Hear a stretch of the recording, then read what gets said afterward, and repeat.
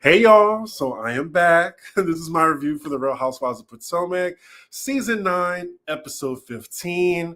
Y'all, I must say, I'm ready for this season to end. Can we get to this fantastic reunion that Andy is teasing about? His ass be lying, like I'm here. Look, this better be a good reunion because he's trying to compare it to when Monique brought the binder. So I don't know. We shall see because this season, I don't know. I mean, this episode, it was better than last week's. But look, we're already at episode 15.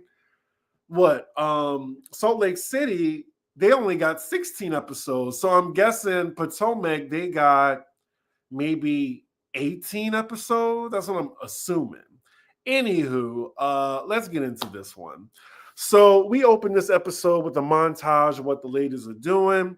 We're not with Ashley going to the gay bar that she'll be performing at to talk to the resident drag king to get some pointers. Ashley doing this for no reason. It just kind of confuses me. Like, why are you doing drag right now, girl?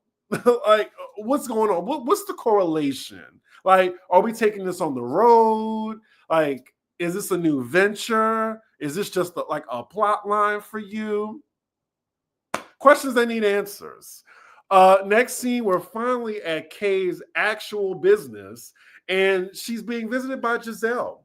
15 episodes in, and we're just now seeing her business. I just think that's a shame, If I'm wrong, correct me, but I feel like this is the first time that we actually like see her at her own place of business instead of working for her boyfriend.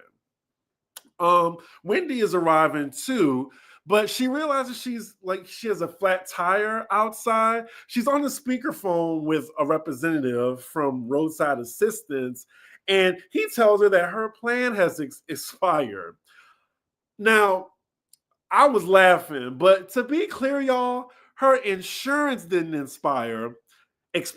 It was her roadside assistance. I'm guessing AAA or something. Now that would have been extremely funny if it was her insurance that expired. But you know what? It just goes to prove when she said earlier that she don't really be paying the bills like that, or be paying attention. But either way, I thought it was a little bit embarrassing. I guess the way she reacted to it, not expired. I know she was trying to play it off there at that moment. Oh, Kay's business was shown, but it was in a flashback scene. Okay. Let's see. I think it's just because she's always doing drag brunches and appearances. Her and Teresa came to my city before during a drag show years ago. It's funny how Drag Race and Housewives, like, they go hand in hand. So watching Traitors, it just sucks that we're all at odds right now because Bob the drag queen decided to be messy and wanted to hog the spotlight and started getting rid of the Housewives. Well, karma is a bitch. Anyway, yeah, so where was I? So the topic of conversation amongst them is Kay's relationship and independence. And sorry, y'all, I'm just a little disinterested in that topic. I don't care. I feel like Kay ain't gonna be here that long to even talk about it next season, but we'll see. They're talking about Karen now, and they're just noticing there's a change in the way she's been acting and also the way she looks. So Wendy and Giselle are thinking it's stress, from her case that's coming up. But Kay, like, she's saying, well, it's probably just Ozempic. And I think she accidentally spilled some tea that she wasn't supposed to. But now they're just like, oh, not Ozempic. And she got us worrying about her like this. Um, let's see. Ashley probably dressed up as a man for Michael. Oh, Oh, y'all are the best. Y'all are the best. Oh my God. I was probably doing backdoor and everything. Oh my God. I totally see it. Thank you for your comment. um, so then we're at the next scene and we're with Ray and Gordon meeting. Of all, it was just such an unlikely pairing because I don't feel like we've seen this before. Them like just a one-on-one with the two of them. Like, whose idea was this? Like, and they're talking like old friends, and they were definitely taking advantage of production paying for everything. You saw all that food they were eating. Look, I would have did the same thing. Give me the cornbread. I'll take some wings too. Yeah, the mac and cheese, and then I'm gonna take the shrimp and grits. And yes, I'm gonna have a dessert. Give me the bread pudding. Like, look, they were going in. And I didn't blame them. So the point of this scene seems to be Ray is just getting the tea for Karen later on. And, we're basically seeing more inconsistencies with Mia's Pimp Village plot line. Like, we're hearing a whole bunch of things, y'all. First and foremost, him being with the kids while they were in Panama, there was some type of contradiction with that story, saying that he didn't really feel comfortable with them being around ink or something like that. Then it was the fact that he had the kids 25 days out of the month. And there were 30 days. But yet Mia said that she has full custody. Then, most significantly, Gordon took a paternity test, and he turns out to be, he's actually the father. He is the father, and Mia knows it. Like, she knows about the test and everything, but she has not told the ladies about this. Also, he says they didn't plan on getting a divorce anytime soon, even though she's saying ink is permanent. And then, even when I was at Bravo Fan Fest in Miami, they were a couple. Like, they were together. He was holding her purse around the area. So I'm just like, which is it? Like, she just lying. And when you don't know what to believe, I'm going to check out because I don't care about the story anymore. Let's see. Mia, I'm sorry. All the new girls ultimately go to Giselle in the end because they want to be messy, but don't feel comfortable doing it themselves. Kay should have led a brunch and announced Karen is on Ozempic. Be a G. Well, I don't know. I don't think Kay is here to stay. So Mia tells half truths and never comes back to clear the air, like cancer, no cancer. Mm-hmm. Absolutely. So yeah, Ray got all that information, and he going back to Karen. So the next scene we're with Stacey talking with the divorce attorney, for advice. What's very fascinating is Stacey said there was no prenup, and she's not looking to have child support. Where they do that at? Like, she was with this man for 16 years, and all she wants is alimony. Girl, don't be a fool. Her reasoning is he takes care of everything for his daughter. Like, she never has to even ask him for that. So she feels like she doesn't even have to worry about child support there. Girl, what? And then the lawyer's trying to get through to her that it's important to just have these things in writing because, like, what if he does get, like, remarried and then his wife is like, you know what? Instead of giving her, Stacey's daughter this much, you're just going to give her this much. Like, you got to protect yourself. Like, I know Stacey can't be that naive, and I know she's dating a gay man. Maybe she is just this naive. Because that is crazy to me. I just think the fact that she was blindsided about assets that she didn't know he had in arbitration, that should just let you know that you should be trying to protect yourself.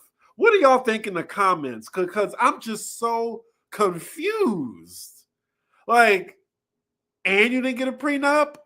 Well, he didn't get a prenup, so that helps in your favor. Like, how old is Annabella? 10 years old? 9 years old? Look, run his pockets. If Sutton got child support, Stacey, your black ass needs. Jesus Christ. Riri, you better be black. You better be black. Chris, 2 lives in 1 day. That's what's up. Look, I'm working. I work. And I work tomorrow too. Come see about me at my bar. I'll be there from 5 to 10. I'll be there. Look, I could turn any statement into a song. So yeah, she says in her confessional, she knows what she's doing, and I totally disagree with that. So the next scene, we're with Giselle and her daughters. They're shopping at the Container Store for their dorms.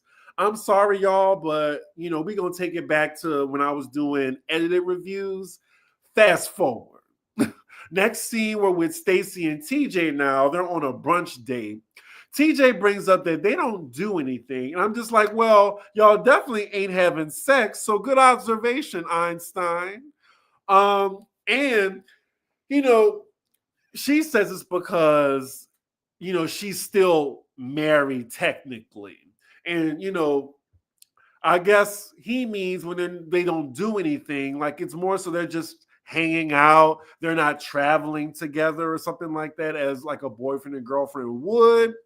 But she lets him know that her husband is finally moving out of their main home. And then TJ's like, well, does that mean I get to come over? And Stacey's just like, Like, she says she's just not ready for that yet. So she's pretty much worried about being disrespectful to her ex-husband. But I'm just wondering, is this being reciprocated? Because it usually never is. And I just hate that it's always the woman that's just, in her head, about, oh, I don't want to disrespect him, while the man has moved on immediately, like without a care in the world, and will give the first floozy, some attention, So, I mean, just like we're on Beverly Hills, like, the girls, they're worried about, oh, we're separated. I'm thinking we're going to get back. This is just like a little hiccup in our marriage. Meanwhile, you got Mauricio and Aspen pouring champagne down a stripper throat. It's just like, I just hate that the women are always in this predicament. I'm just saying for real, Either Stacey is an actress like TJ, or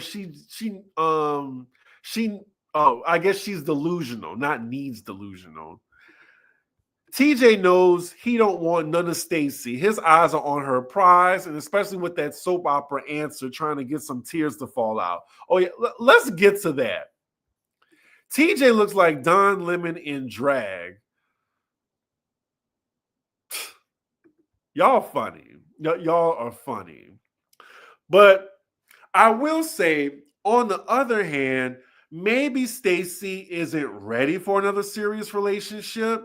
And if that's the case, then tell that to TJ and not waste that man's time, because I'm sure he can go and entertain another woman or man.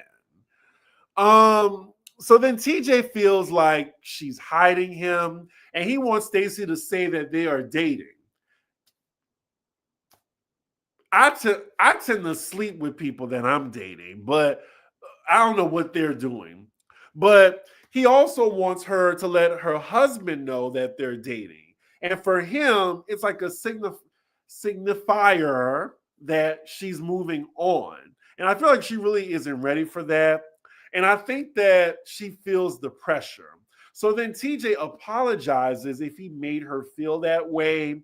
And he starts to try to squeeze some tears out his eyes, I thought he was acting during this entire scene. So she gets up and they embrace like a brother and sister and they share a kiss. I'm just not believing it, y'all. I'm not. Also, we have over 100 people in the room. Please hit that like button, please, or subscribe to a ninja. Help a ninja out. Like, get the word out that, my reviews are the one to watch. So you got to do that by hitting that like button. So we cut to Stacey in her confessional saying she believes that he'll wait for her. And she wants to see where, this best friend relationship will take her. Okay, girl. Anyway, next scene, we're with Ray and Karen. The topic of conversation is, of course, his meeting up with Gordon. And Karen is hearing all the contradictions that, Mia has been telling the group. And then I believe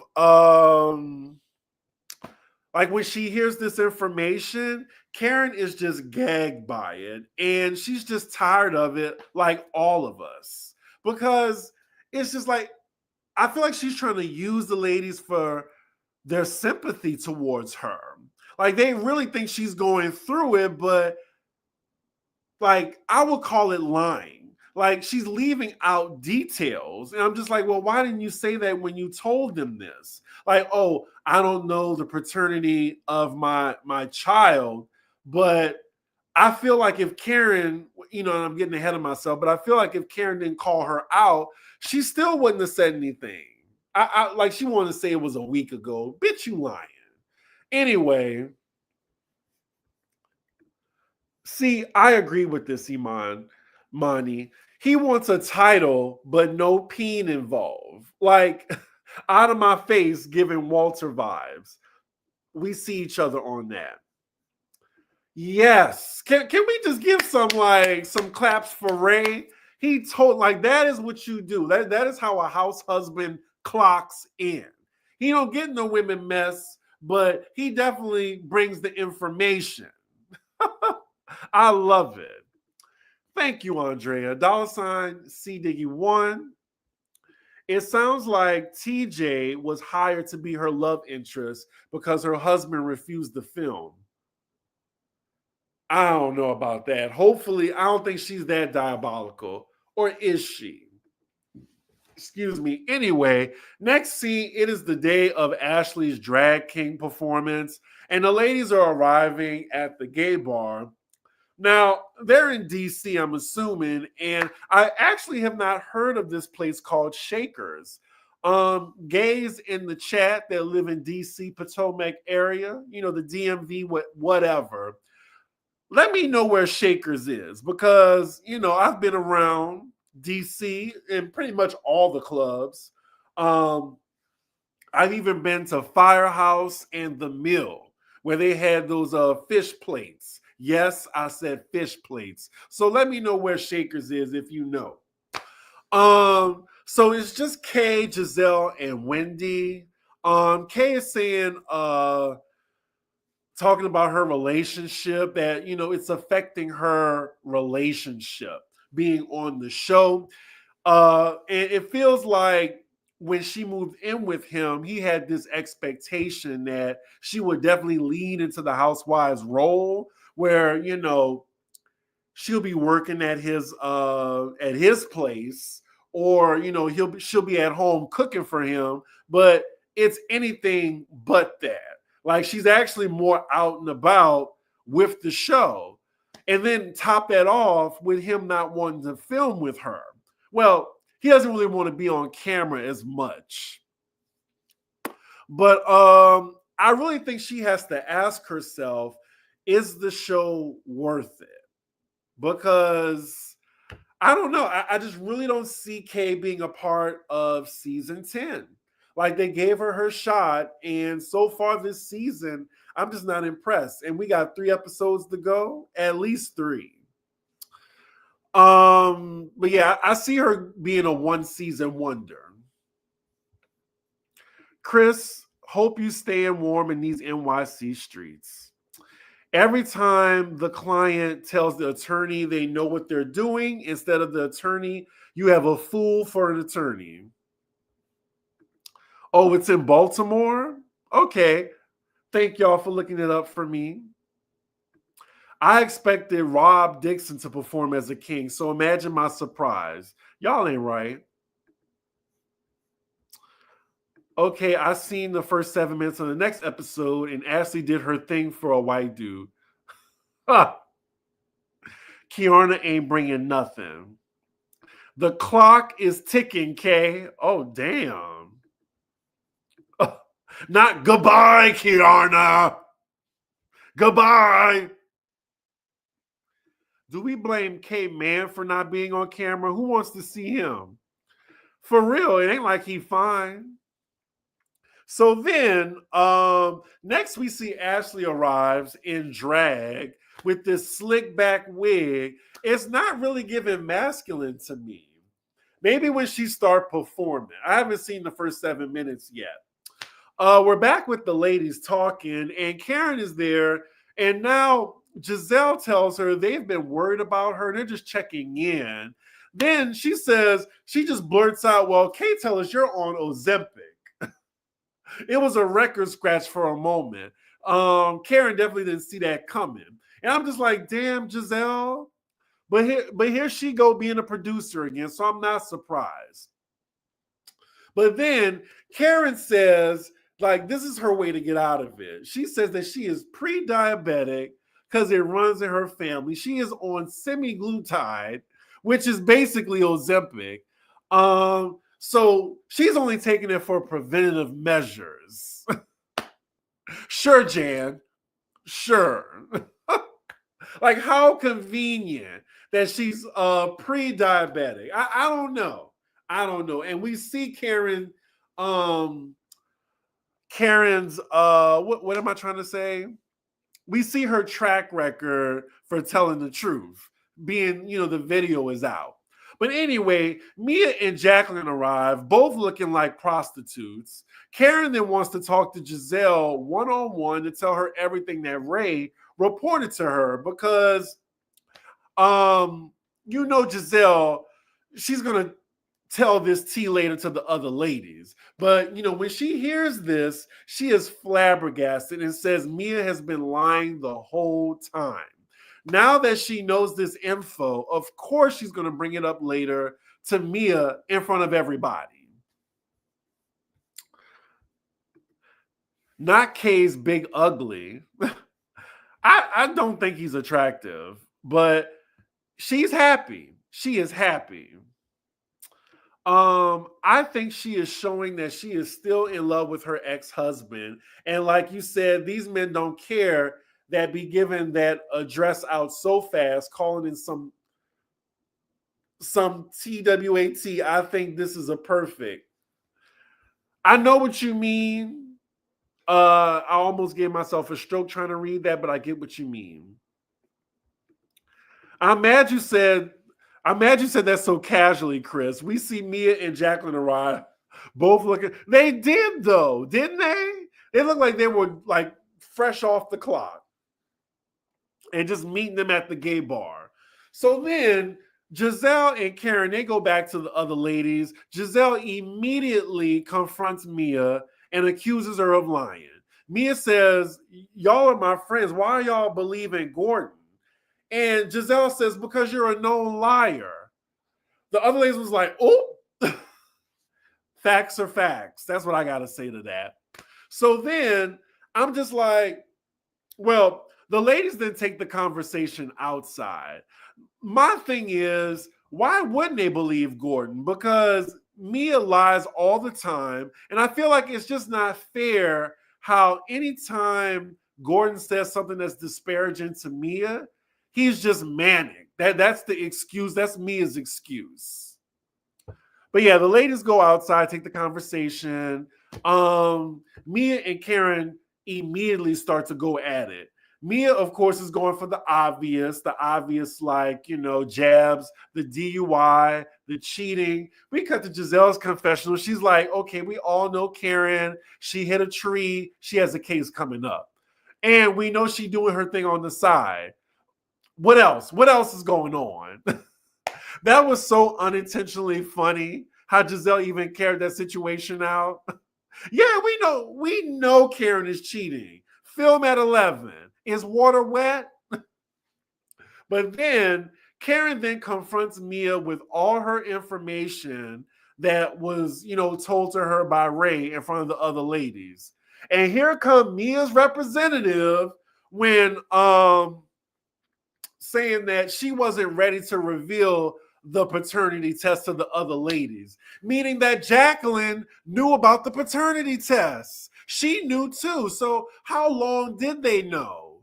It's just, I don't believe it.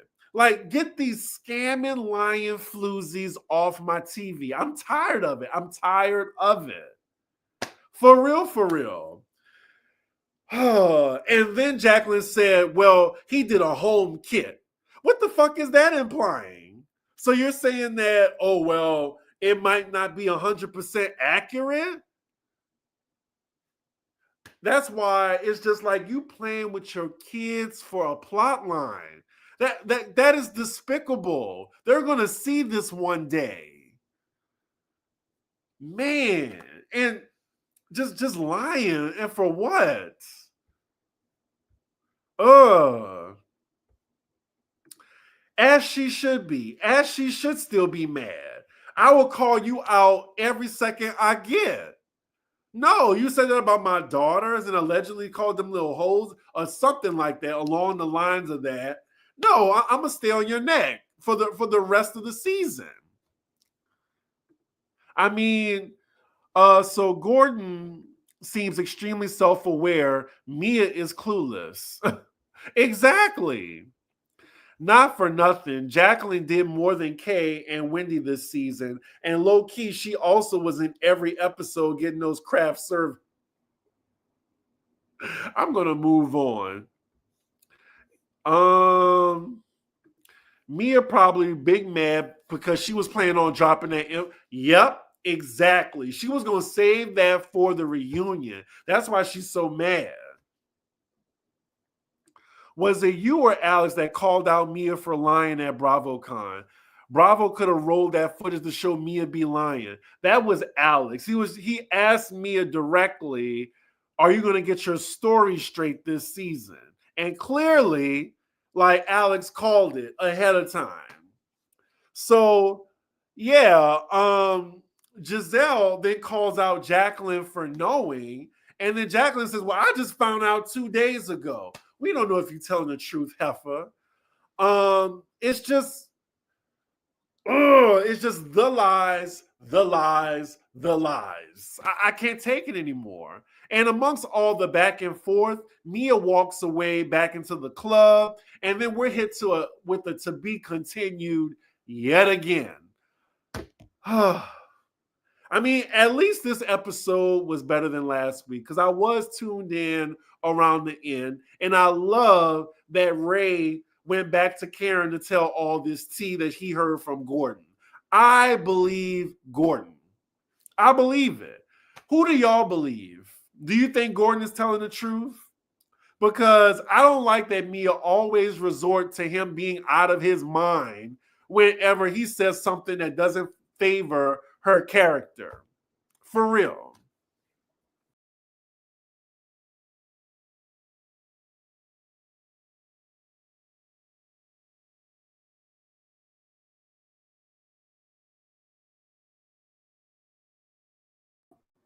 Sorry, y'all. I accidentally X'd myself out the show. Can you see me? Am I here? I just need some confirmation that y'all see me. We good? I can see y'all comments. Okay, I just want to make sure y'all see me. I accidentally hit the escape button. Sorry. So anyway, who do y'all believe? Do you believe Mia be lying? Or do you believe Gordon? Or do you think they're both in cahoots? It's crazy. It's just like to the point where I don't care.